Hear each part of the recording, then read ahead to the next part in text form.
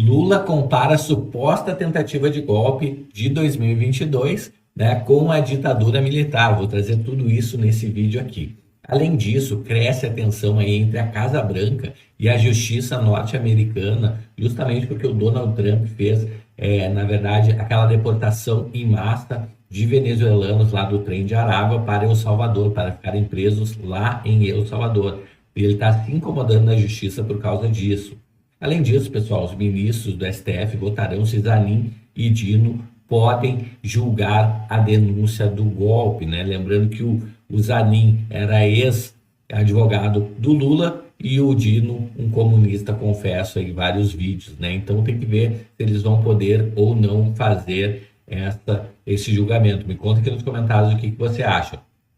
Além disso, aquele famoso projeto de isenção do imposto de renda vai seguir para o Congresso hoje, exatamente no dia de hoje. E o Haddad está prevendo já um custo de 27 bilhões ao ano. Da onde você acha que vai sair esse dinheiro da suposta isenção do imposto de renda? Me conta aí, tá bom? Além disso, o Tarcísio fala aqui que prometeram picanha e não tem nem ovo.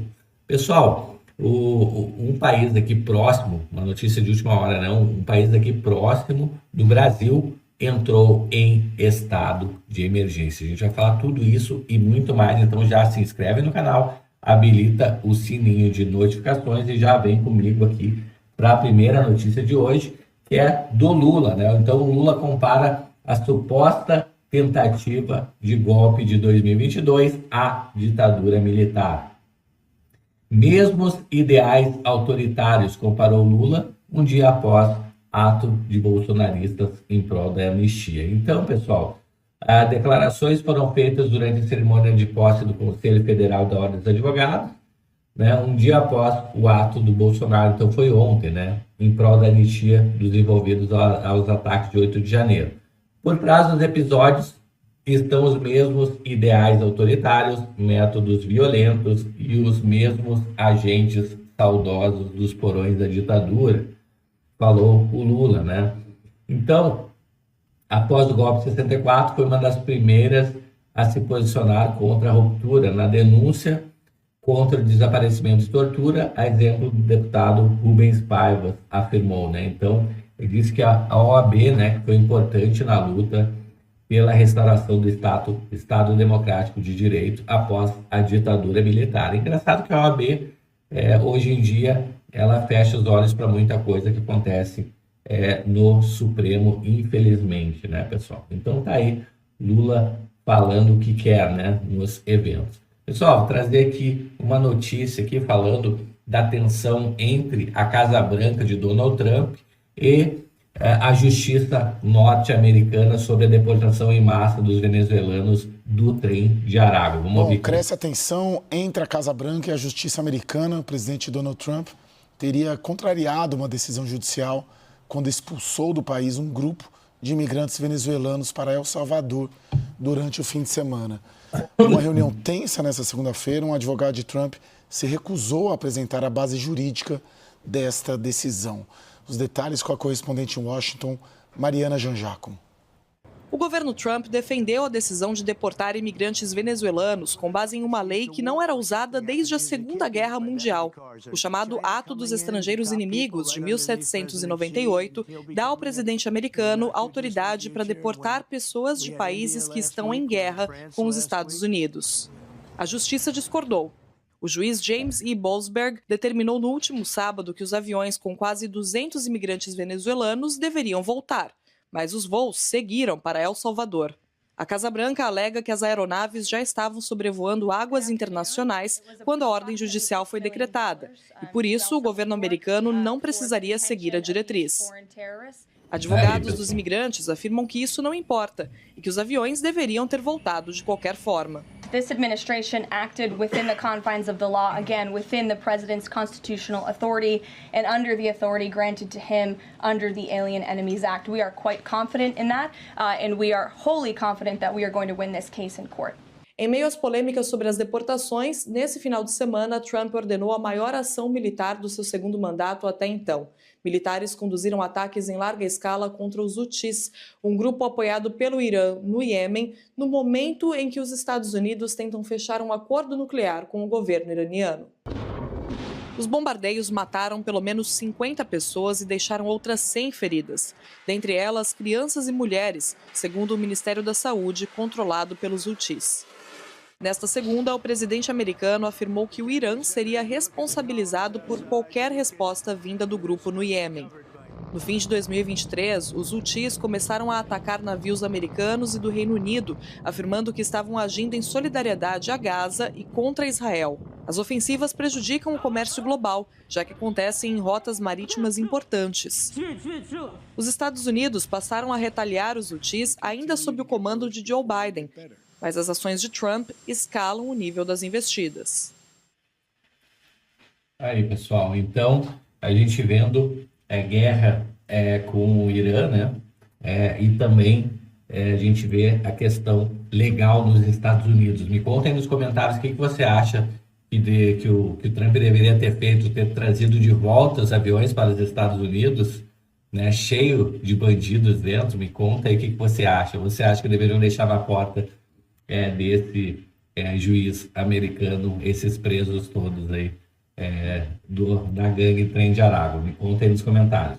Pessoal, ministros votarão sobre Zanin e Dino julgarem denúncia do golpe, né? Será que eles serão impedidos?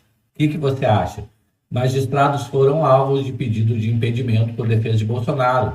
Pessoal, lembrando, né, que o Zanin é advogado do Lula, Dino é comunista, confesso aí, por ele mesmo, né? Ele diz que é comunista, né? Então, como é que vai fazer o julgamento de um possível golpe de Estado, né, pessoal? Então, não faz muito sentido isso, tá? Então, Luiz Barroso determinou que os ministros devem votar no plenário virtual a capacidade de Zanin e Dino julgarem uma denúncia sobre a tentativa de golpe de 2022.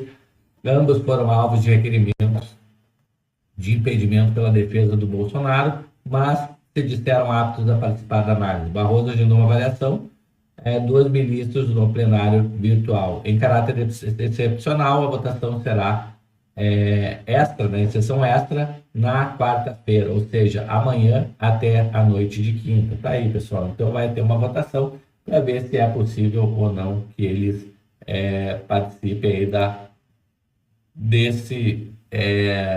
do suposto golpe, né?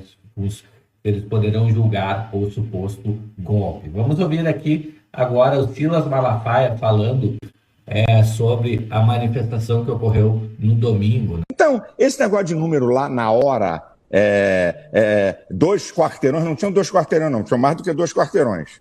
Vai me desculpar, eu estava lá e eu tenho todas as imagens de drone de cima, de baixo, de lado, tudo que vocês imaginarem. Mas querer fazer disso para dizer, olha, não foi bem, olha, não foi boa. Ano passado, 21 de abril, tivemos uma plateia semelhante a isso. Eu disse para Bolsonaro que domingo de manhã não é o melhor lugar para fazer no Rio de Janeiro. Eu já tinha falado para ele, Bolsonaro, domingo de manhã, o carioca domingo acorda mais tarde, se der praia piora, tem jogo de Fla-Flu, mas não, vamos fazer, depois a gente faz um em São Paulo. Então o que valeu é a manifestação e o objetivo dela. É isso que para mim equivale. Eu não vou ficar brigando aqui com número, um diz 18 mil, outro diz 30 mil, a PM diz 400 mil. Eu sei que tinha gente, isso equivale, e o posicionamento, eu acho que é uma construção, é um tijolo que você vai botando para construir, certo? Uma ideia e sensibilizar a sociedade. Aí, pessoal, então Silas Malafaia falando, né, sobre o evento do domingo passado, tá bom? Eu trouxe ontem as fotos aqui do evento, né? Se você quer ver, trouxe aqui um videozinho, inclusive, mostrando lá o evento. Pessoal, agora a gente entra aqui, né, num projeto de isenção do imposto de renda que seguirá aí para o Congresso hoje, né? E a Haddad prevê um custo aí de 27 bilhões de reais, né? O que você acha que vai acontecer? Da onde você acha que vai sair esse dinheiro aí? Me conta aqui nos comentários. Vamos ver também se ele vai ser ou não aprovado, né? Então tem que ver isso também, né? Se esse custo extra aí. Pessoal, falar em Haddad e falar em governo Lula, o Tarcísio, né? Ele diz que o governo prometeu picanha e não tem nem ovo. Então, Tarcísio aí tomando as rédeas aí, o Tarcísio que é um cara mais moderado, né? Falando diretamente para o povo, né? Tomou um ar mais crítico aqui, tá? Criticou o governo do Lula, né? Durante o ato aí pró-anistia em Copacabana, tá? Então, no domingo, o Tarcísio subiu lá no palco, tá? E durante a fala, ele criticou a gestão do Lula, especialmente em relação à promessa de campanha sobre redução dos preços dos alimentos. Ele destacou que, apesar aí da promessa da picanha, a realidade é que a população não tem nem ovo, uma referência ao aumento de 67% no preço dos ovos, conforme dados da USP. Além das críticas, pessoal, econômicas, o Tarcísio também abordou a questão de inelegibilidade do Bolsonaro.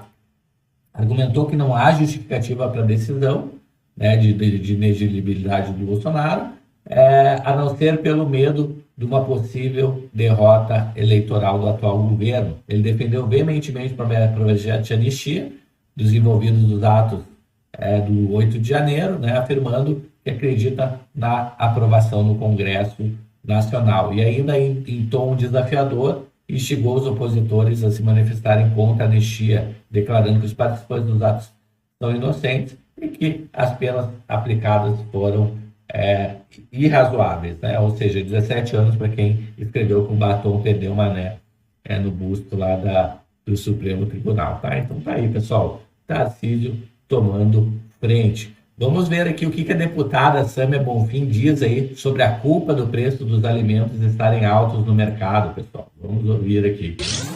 R$30 o arroz. Azeite, promoção, tá R$44. R$35 o café. Tá muito caro fazer compra. Isso é reflexo direto da crise climática e também do agronegócio, que opta por exportar os produtos internos ao invés de favorecer o abastecimento do mercado interno, ou seja, de chegar comida na mesa da população brasileira. O governo essa semana zerou a importação de alguns produtos. Isso é muito importante para produtos como café em cápsula e azeite, que são pouco produzidos no Brasil. Mas a gente precisa avançar para os demais produtos. É por isso que eu, junto com a deputada Fernanda Melchiona e com o deputado Glauber Braga, apresentei um projeto de lei que é para tentar conter essa alta do preço dos alimentos no Brasil. O nosso PLP 48 cria um imposto sobre exportação, que é para priorizar o abastecimento do mercado interno. Com o dinheiro do imposto, a gente quer utilizar a verba para recompor os estoques públicos, que são os estoques do governo com alimentos para momentos de crise, desabastecimento e para controle de preços. Fortalecer o programa de aquisição de alimentos, garantindo preços mínimos para a agricultura familiar, priorizando restaurantes populares, cozinhas solidárias. Além disso, ele propõe um auxílio emergencial para os agricultores que têm até 2 salários mínimos por família e mais R$150 para caso tenha uma criança, para aqueles que foram afetados por eventos climáticos extremos.